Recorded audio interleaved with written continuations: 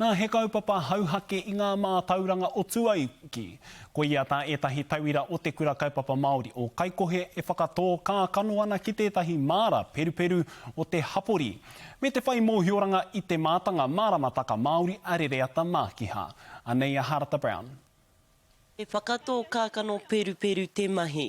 So ia hei te tupu. E kore hoki ai ngā tikanga nei o nā mata e ngaro. Upuri rā e ngā kōrero tuku ia o tātou nei mātua tūpuna pēhea I tai ai rātou te haka tō kai, te mahi kai e ora I te whānau mō ngā kotahi mano tau ki mua I a tātou nei. Kia kaua e taka atu ki te haere ki te hoko hoko. Ko te mahi tuatahi he tapahi te kōtore o te kākano peruperu, ko ngā kamo ki te rangi. Te tai raina. So when we put the peru in, sacred soft tea, just jam it in like that, and the kids can follow the mark. Ka whai mai ko ngā tamariki. Mahi whanaungatanga, ke wainganui a rātou, ke roto I tō tātou tai ao, kia ako te tamaiti ki waho I te ako manga.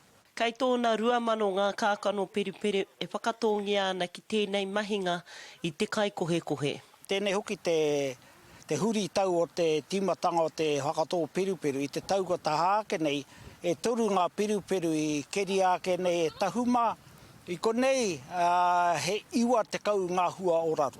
Hei tā ngā tohunga o konei, I tohua ko ngā pōtangaroa I te kaupeka o Mātiti Hana, kia kawea ngā tikanga tuku I honei.